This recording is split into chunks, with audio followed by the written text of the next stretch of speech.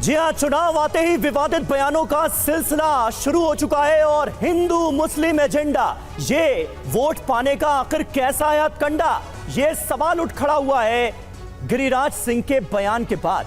देश में जब जब चुनावी शंखनाद होता है तब तब नेता हिंदू मुस्लिम करने में कोई कसर नहीं छोड़ते। जम्मू कश्मीर, हरियाणा में विधानसभा चुनाव और यूपी में उपचुनाव की आहट के बीच केंद्रीय मंत्री गिरिराज सिंह ने एक बार फिर हिंदू मुस्लिम वाला राग छेड़ दिया है। गिरिराज सिंह ने दावा किया कि देश में जब तक सनातनियों को बहुमत है तभी तक लोकतंत्र है। जी हाँ, गिरिराज सिंह ने पाकिस्तान और बांग्लादेश का नाम लेकर डराने की कोशिश की है। उन्होंने कहा है कि अगर वहां हिंदू प्रतिकार करता तो आज ऐसी नौबत नहीं आती। ऐसे में सवाल यह है कि क्या हिंदू मुस्लिम वाला एजेंडा वोट पाने का हथकंडा है?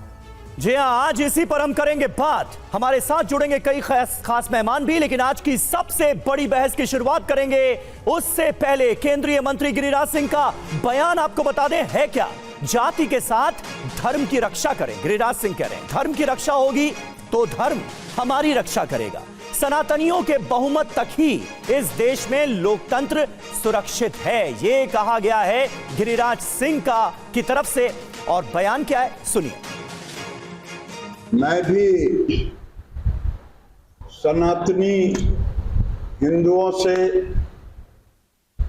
निवेदन करूंगा कि जोगी जी ने जो कहा था, बटोगे तो कटोगे, बटोगे तो कटोगे।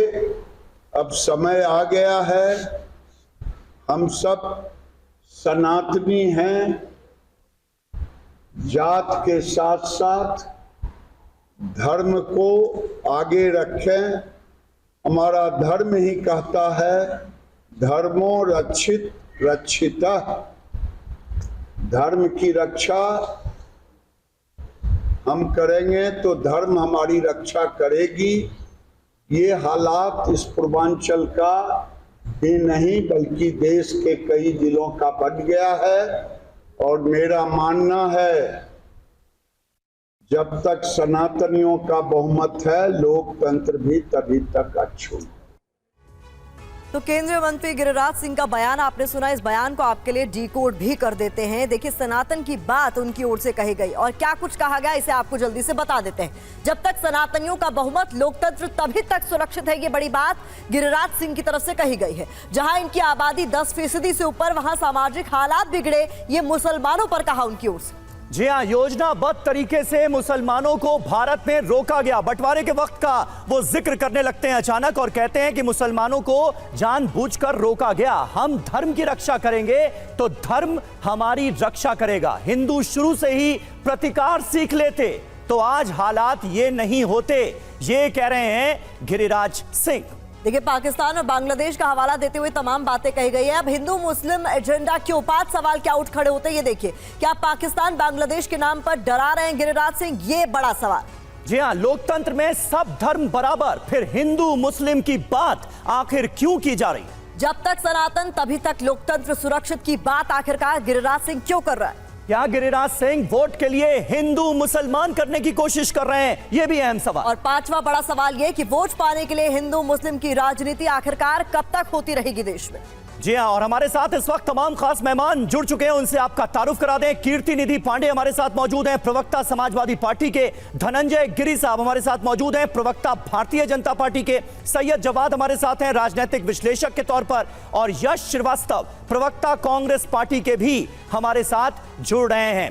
धनंजय गिरी जी, आप लोग तो सबका साथ सबका विकास करने वाली पार्टी थे, अब ये बयान कहां से आने लगे ऐन चुनावों से पहले कि जब तक सनातनी है तब तक ही लोकतंत्र सुरक्षित है, सनातनी आगे आए, धर्म की रक्षा करें, धर्म को आगे रखें। आप लोग तो कहते थे कि देश को आगे रखना है, जाति धर्म ये सब बाद में आता है, अब जाति और धर्म को आगे रखने लगे चुनाव आने से ठीक पहले। समीर जी, देश तभी बचेगा जब धर्म बचेगा, क्योंकि जब यहां तक लोकतंत्र तभी तक है जब तक हिंदू बहुसंख्यक है। ये सच बताने में कोई दिक्कत नहीं है। भारत की सीमा पर घुसपैठियों की भीड़ देखी जा सकती है। बिहार का पूर्वांचल का नक्शा बदलते जा रहा है। या जाली टोपियों का जाल देख सकते हैं। ये भारत की एकता के लिए जंजाल पैदा करना।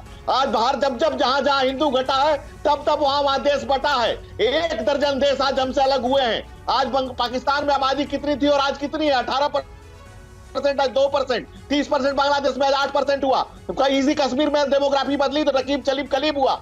ये बदलती हुई डेमोग्राफी एक डेमोग्राफ है। ये डेमोग्राफ जो बढ़ता जा रहा है, ये खतरा निशान के ऊपर आ रहा है। ये हिंदुस्तान की संस्कृति को का नाम धनंजय जी थोड़ा आराम से भी बोलेंगे तो हम समझ लेंगे। लेकिन ये बताइए कि पाकिस्तान और बांग्लादेश का ये डर दिखाकर आप यहां हिंदुस्तान में लोगों को क्यों डरा रहे हैं? भाई पाकिस्तान बांग्लादेश से हमारा क्या वास्ता? पाकिस्तान बांग्लादेश की कोई हालत आज ऐसी हुई है? वो तो हमेशा से ही ऐसे थे। समीर जी, अगर सच बताना डराना है तो ये डर वाजिब है। अगर सच को बताना और जो दिख रहा है उसको छुपाना, ये तो फिर तो ये बात हो गई कि चंगेजों ने चेहरा बदल लिया है।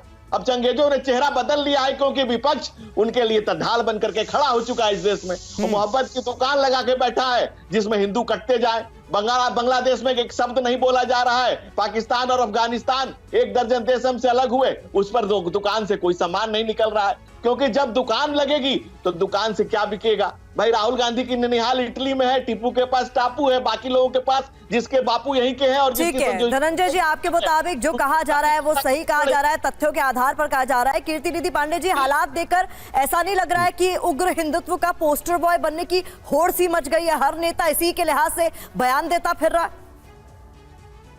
देखिए प्रतिमा जी, ये बहुत दुर्भाग्यपूर्ण है कि जो लोग संविधान की शपथ लिए हैं, भारत सरकार में मंत्री हैं, वो इस तरीके से नफरती बयान दे रहे हैं। और इसीलिए समाजवादी पार्टी और इंडिया अलायंस लगातार इस बात को कहती रही है कि संविधान खतरे में है और लोकतंत्र खतरे में है। जब संविधान की शपथ लेकर के भारत सरकार के मंत्री इस तरीके की बयानबाजी करेंगे, जो आज कल तक नारा दे रहे थे सबका साथ, सबका विकास, सबका विश्वास, सबका प्रयास, वो अब नफरती बयानबाजी कर रहे हैं। कभी उत्तर प्रदेश के मुख्यमंत्री कह रहे हैं बटोगे तो कटेंगे, यही बात गिरिराज सिंह जी दोहरा रहे हैं।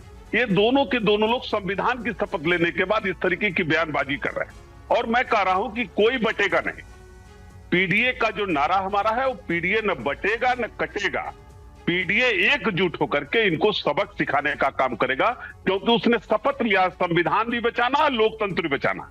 और जब जब चुनाव आता है, जब जब चुनाव आएगा, क्योंकि देखिए जिस तरीके से उत्तर प्रदेश के लोकसभा के चुनाव में उत्तर प्रदेश में भारतीय जनता पार्टी 80 की 80 सीट जीतने का दम भर रही थी, और जिस तरीके से शिकस्त मिला, जिस तरीके से पीडीए ने उनको हराने का काम किया, उससे भारतीय जनता पार्टी भयभीत है।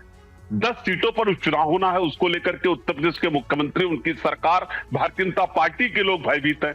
और हरियाणा का चुनाव हो, जम्मू कश्मीर का चुनाव, इससे भी भारतीय जनता पार्टी के लोग भयभीत है। और देश की जनता, प्रदेश की जनता बहुत अच्छी तरीके से समझती है कि न हिंदू खतरे में है, न मुसलमान खतरे में।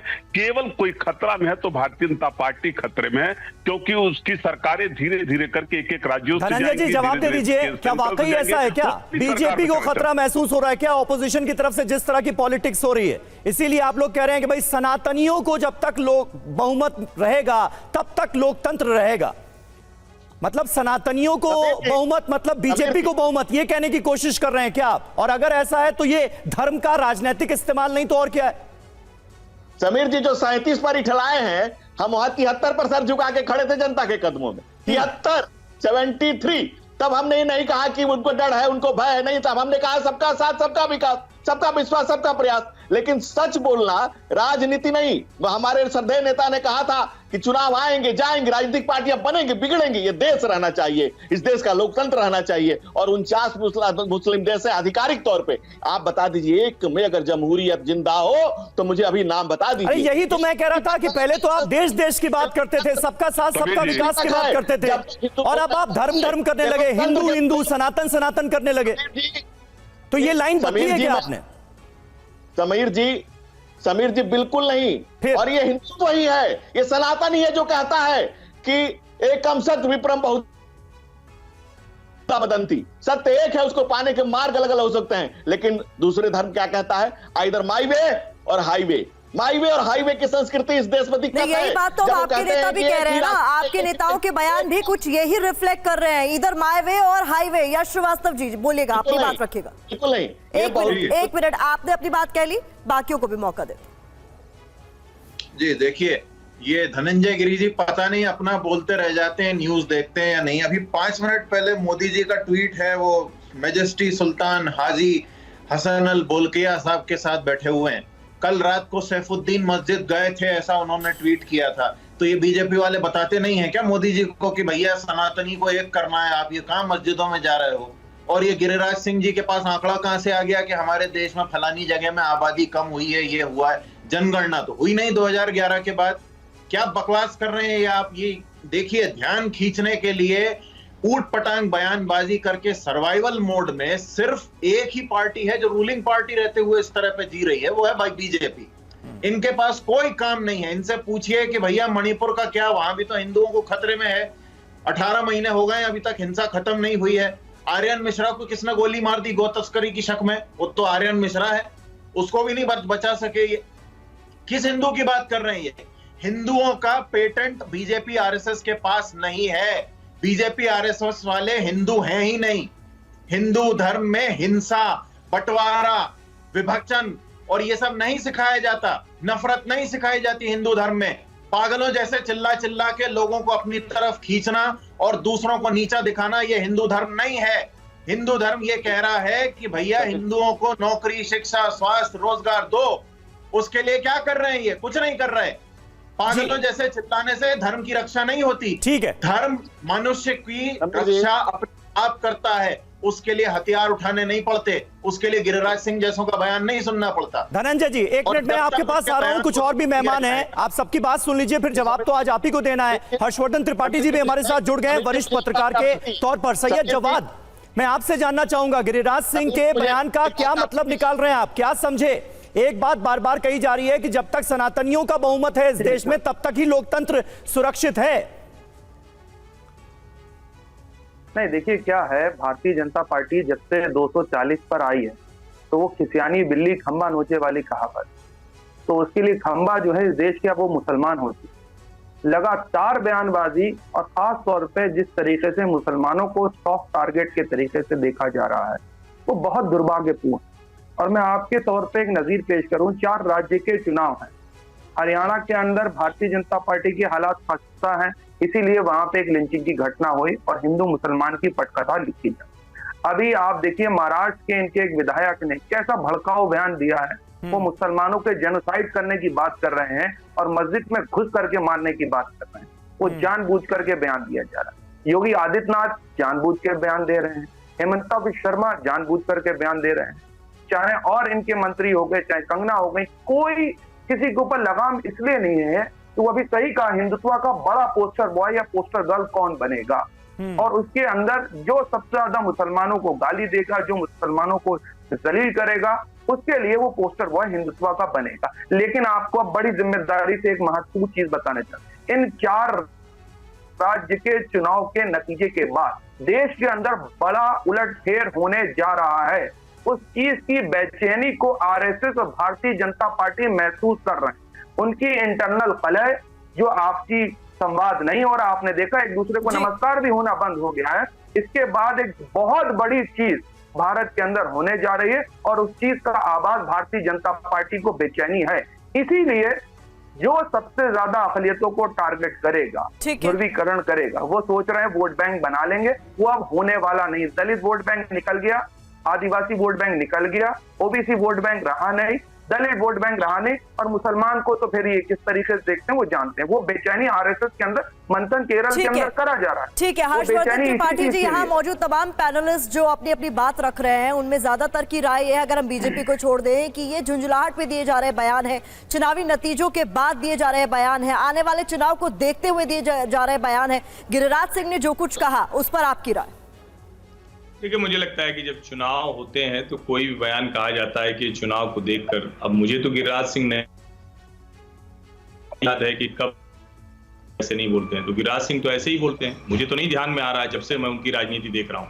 लेकिन मुझे लगता है कि उससे महत्वपूर्ण है कि हम इस पर बात करें कि जो उन्होंने कहा या योगी आदित्यनाथ ने कहा उसमें सच है या नहीं। क्या ये सच नहीं है कि जहां भी मुस्लिम मेजॉरिटी होती है वहां कानून का राज दूसरी तरह से चलने लगता है?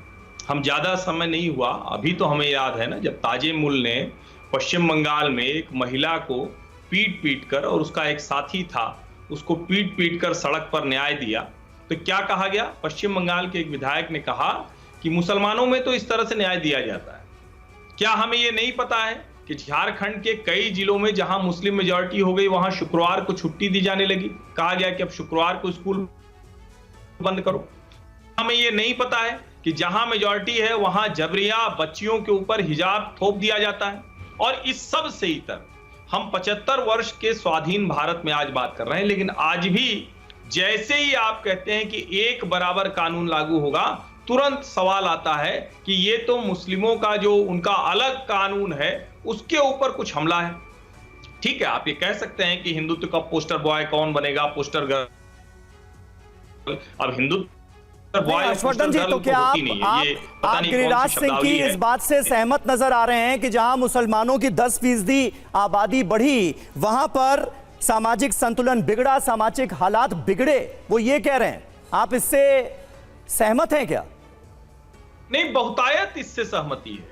गिरिराज सिंह के कई बयान ऐसे होते हैं जिससे सहमति नहीं हो सकती। कई बार वो बड़े आक्रामक दिखते हैं। मैं बार बार कह रहा हूं कि ये देश हिंदू मुसलमान सबका है और किसी के ऊपर कोई कुछ करने की स्थिति में नहीं है। लेकिन ये तो सच है ना कि जब कट्टर मुसलमान बढ़ता है तो जो सामान्य मुसलमान है, जो पढ़ा लिखा मुसलमान है, जो चाहता है कि जैसे हम रहते हैं, जैसे हम भारत में रहते हैं ऐसे रह पाए, उसके ऊपर नाना प्रकार की बंदिशें थोपी जाती हैं। फिर शरिया कोई बताने लगता है, फिर मदनी जैसे लोग आ जाते हैं, फिर और ऐसे लोग आ जाते हैं। नहीं तो लेकिन ये जो सिलसिला जारी है हर्षवर्धन त्रिपाठी जी, इससे तो फिर समाज में बंटवारा और बढ़ेगा और जमकर हिंदू मुस्लिम होगा, हिंदू मुस्लिम के बीच बंटवारा और ज्यादा बढ़ेगा। आप खुद ही कह रहे हैं कि इसका कुछ इलाज नहीं है, लेकिन ऐसा होता है। अब अगर उसके जवाब में इस तरह के बयान दिए जाएंगे कि जहां इनकी आबादी 10% बढ़ी तो सामाजिक हालात बिगड़ जाएंगे, तो फिर उससे फ्रिक्शन तो और बढ़ेगा ना। एक मिनट जवाब साहब, एक मिनट समीर जी, हर्षवर्धन देखिए, इसको अगर हम नेताओं की तरह बात करेंगे तो दिक्कत होगी।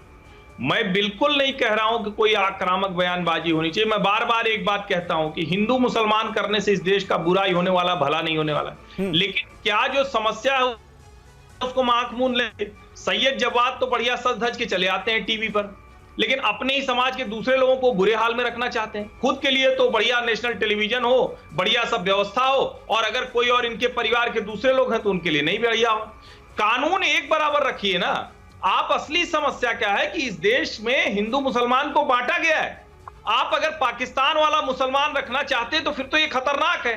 आप अफगानिस्तान वाला मुसलमान नहीं, मुझे लगता है बांटा गया नहीं है, चुनाव से ऐन पहले बांटने की कोशिश होती है। हर्षवर्धन त्रिपाठी जी, अब अगर कहीं किसी मुसलमान ने कुछ क्राइम किया या कहीं कुछ गड़बड़ हो रही है तो उसकी जिम्मेदारी सैयद जवाद यहां पर कैसे ले सकते हैं? जिस तरह से आप जिम्मेदारी नहीं ले सकते कि भाई गोरक्षकों ने चरखी दादरी में किसी को पीट कर मार डाला, किसी आर्यन मिश्रा की हत्या कर दी, उसकी जिम्मेदारी कोई दूसरा उसी समाज से ताल्लुक रखने वाला कैसे ले सकता है?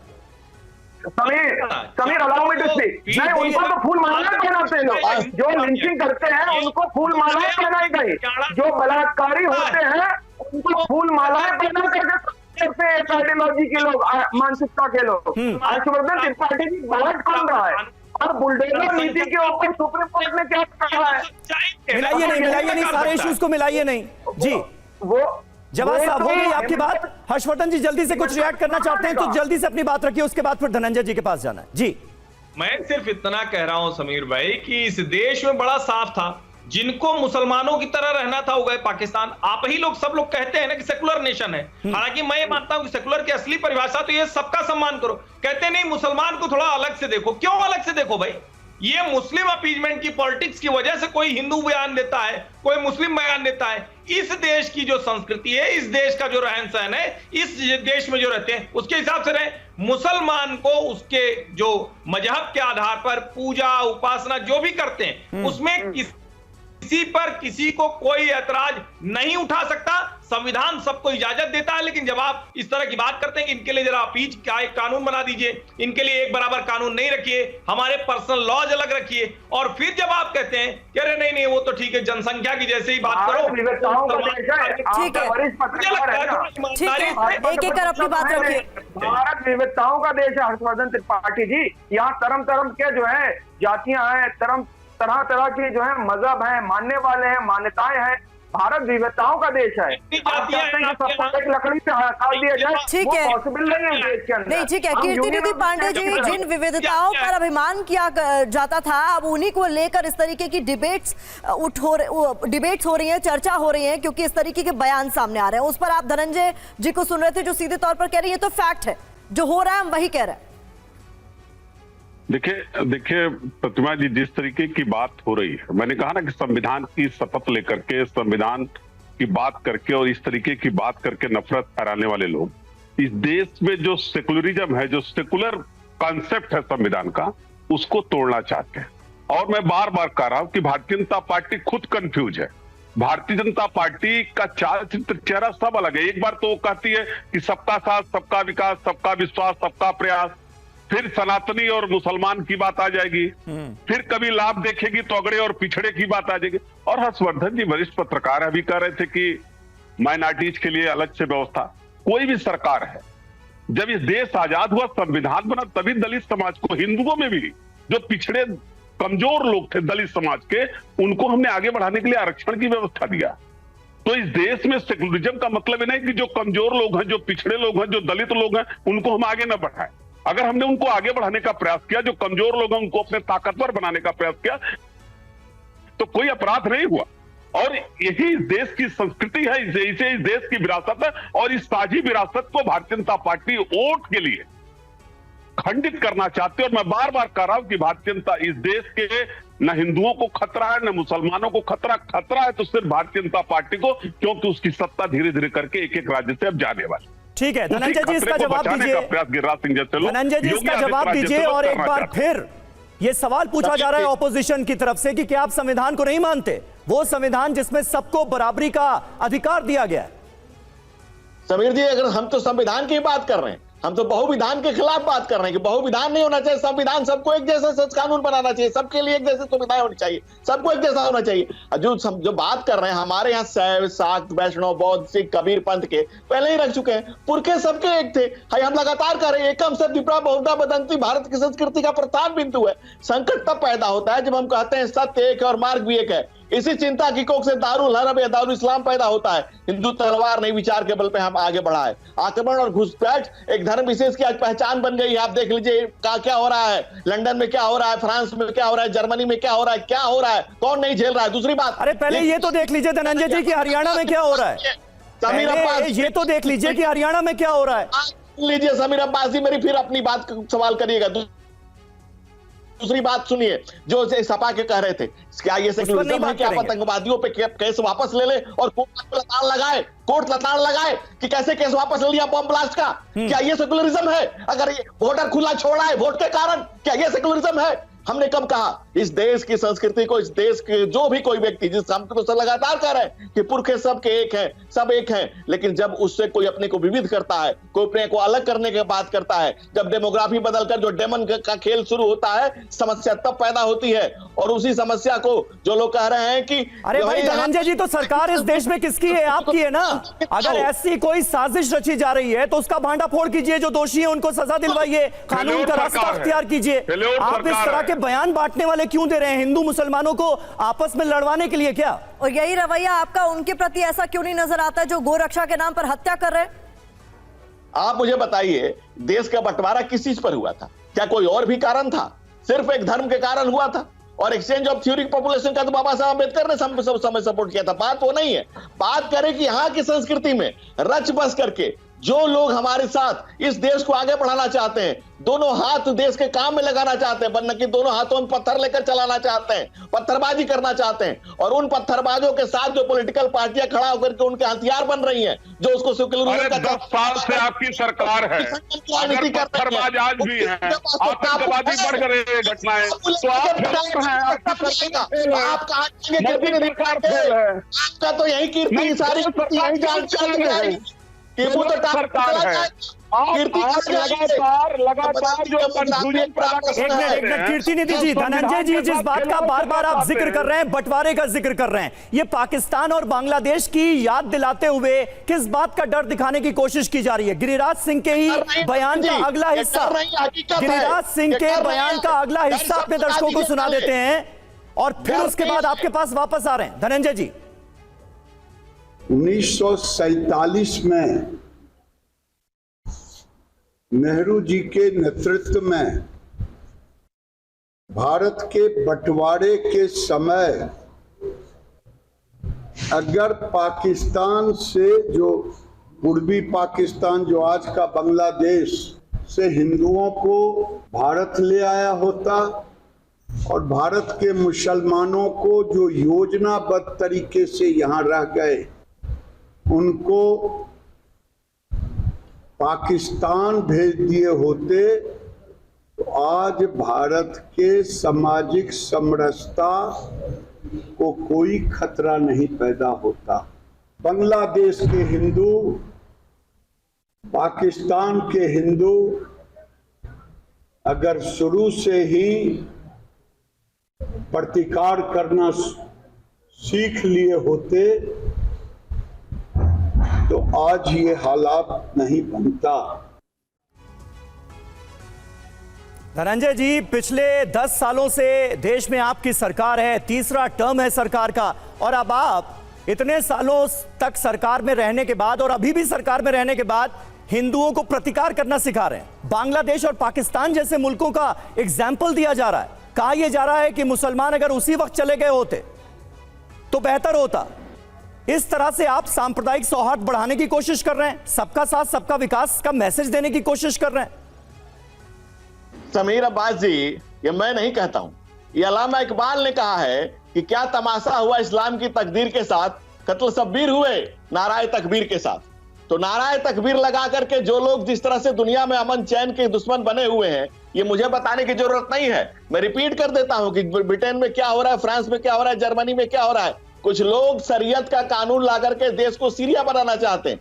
जो आप देखा, तस्लीमा नसरीन ने कल ही कहा है कि भाई बांग्लादेश अब में शरिया कानून लागू होने जा रहा है। अब जो घटनाएं हो रही हैं आपके चारों तरफ, उसको आप आंख मूंद करके नहीं बैठ सकते हैं। कुछ लोग क्षुद्र राजनीतिक स्वार्थ के कारण, क्षुद्र वोट बैंक यही आरोप आप लोगों पर भी लग रहे हैं और मुझे लगता है यश बहुत देर से अपनी बात रखना चाह रहे हैं। मैं उनका भी रुख करना चाहूंगी। यश, यहाँ पर अभी हमने गिरिराज सिंह का बयान सुनवाया था जिसमें एक बार फिर से उन्होंने नेहरू जी की गलती बताते हुए कह दिया कि 47 में अगर सही फैसला ले लिया होता, सभी हिंदुओं को भारत ले आया होता, सभी मुसलमानों को पाकिस्तान भेज दिया जाता तो जो सामाजिक समरसता है वो बिगड़ती नहीं।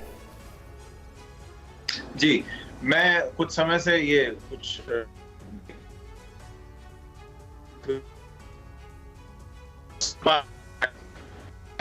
चीजें बात बिना रोके कहीं की जाए।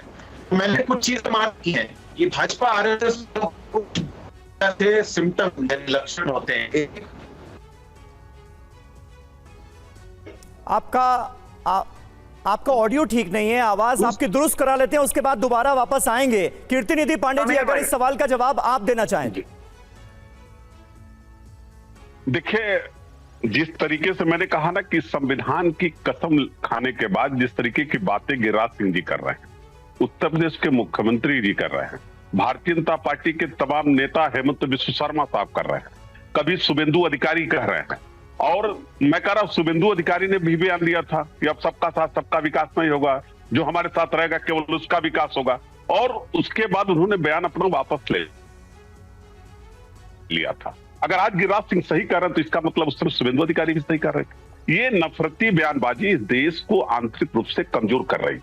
और मैं कह रहा हूं कि संविधान के हिसाब से जो संस्कृति है भारत की, अनेकता में एकता की संस्कृति, अनेक भाषाओं, वर्गों, कलर्स के जो देश हैं, इस बागीचे में जो अलग अलग फूल है उसको सजो करके इस भारत को मजबूत बनाने की जरूरत है। लेकिन ये सरकार 10 साल रहने के बाद, थर्ड टर्म में आने के बाद भी मोदी जी लगातार लोगों के अंदर भय पैदा कर, अपने तो मस्जिदों का दौरा कर रहे हैं, अपने मुस्लिम शासकों के साथ बैठक कर रहे हैं, अपने मस्जिद घूम रहे हैं, और उनके नेता इस भारत देश के अंदर नफरती बयानबाजी करके आपसी भाईचारा तोड़ना चाहते हैं। और मैं तो कह रहा हूं कि देश के विदेश की बात ये लोग कर रहे हैं, मणिपुर की बात नहीं करते, ये हरियाणा के अंदर मॉब लिंचिंग की बात नहीं करते, ये झारखंड में मॉब लिंचिंग से हत्या जो कर दी गई उसकी बात नहीं करते, ये उत्तर प्रदेश के एक ब्राह्मण परिवार के बेटे को जो गौ तस्कर के नाम पे पुलिस ने गोली मार दिया उसकी बात नहीं कर रहे हैं। चूंकि आपने अपनी बात रख दी है और नेटवर्क की वजह से हम यश से बात नहीं कर पाए थे। यश जी, आपका रुख करना चाह रहे हैं, जो सवाल मैंने पूछा था उसका जवाब दें, फिर हम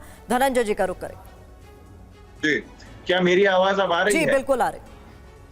हाँ, तो देखिए, मैंने कुछ चीजें मार्क की हैं ये बीजेपी आरएसएस वालों में।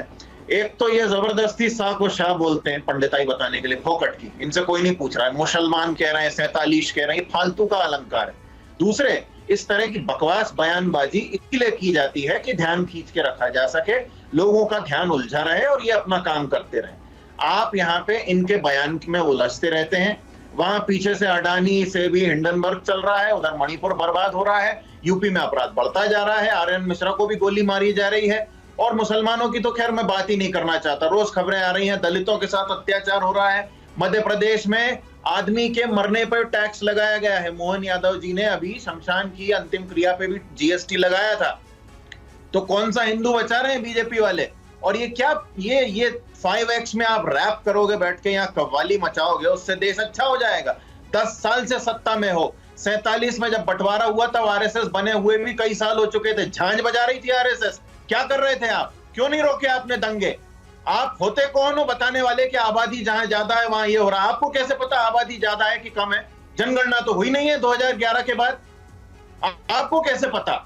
आपको सब पता है, आपको परिसीमन भी करवाना है, आपको हिंदू मुसलमान का गणित भी बिठाना है, सब कराना है, लेकिन जो जिम्मेदारियां हैं वो आपको निभानी नहीं है। बताइए धनंजय जी, क्या इसी वजह से ये हो रहा है क्या? क्योंकि ऑपोजिशन ने संविधान के मुद्दे पर, जातीय जनगणना के मुद्दे पर बीजेपी को घेर लिया है, इस वजह से ये हिंदू मुसलमान का मुद्दा काट के तौर पर निकाला गया है क्या? मैं ध्यान से सुन रहा था और जानने की कोशिश कर रहा था।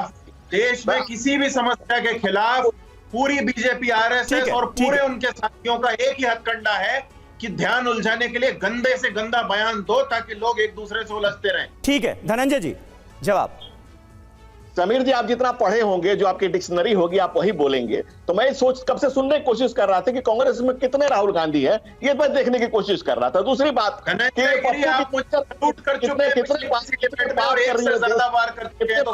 हुए हैं जो जाकर के सोमनाथ के मंदिर में गैर हिंदू रजिस्टर साइन करते हैं और वैष्णो देवी में जाके अपना गोत्र बताते हैं। ऐसे मक्कारों से, मुनाफिकों से इस मुल्क को बचाना, ये इस एक व्यक्ति की चुनौती है। दूसरा, कांग्रेस के काले कारनामों की श्रृंखला कितनी गिनाएं हम, आप देखिए, और जितने इनके जितने फर्जी बयान है, बचा के रखिए धनंजय गिरी, बकवास मत कीजिए। आपके कार्यकाल में न्यूज़ में रोज आ रहा है उत्तर प्रदेश ऊपर है, नागालैंड लिखा था कि यहाँ क्रिश्चियन मिशनरियों को काम करने में दिक्कत हो रही है, इसका ध्यान रखा जाए। नेहरू का पत्र आर्काइव्स में पड़ा हुआ है। इस देश की संस्कृति के साथ कांग्रेस ने कितने काले कारनामे हैं, उसकी गिनती का जवाब इस देश की जनता दे रही है कि 60 साल राज करने वाली कांग्रेस आज उस ताज के लिए दर दर छोटे छोटे दलों के सामने कटोरा लेकर के घूम रही है। और जिन लोगों ने कांग्रेस को पानी, जिन पार्टियों का जन्म ही कांग्रेस को गाली देकर के हुआ, कांग्रेस आज उन्हीं के गोद में बैठने जा रही है। दूसरी बात जो कह रहे थे, अहिंसा परमो धर्म, धर्म हिंसा तथा बचाओ, ये पूरी लाइन है। इस देश को बरगलाना नहीं तो अहिंसा परमो धर्म की बात तो आप पहले करते थे, अब तो आप कह रहे हैं कि हिंदुओं को प्रतिकार सीख लेना चाहिए। आप बांग्लादेश और पाकिस्तान का एग्जाम्पल देकर डराने की कोशिश कर रहे हैं धनंजय जी। ये दोनों बातें कैसे कर लेते हैं आप लोग? समीर जी, मैं आपसे मिस्टर, जो पाकिस्तान और बांग्लादेश में हुआ डर है कि सच है?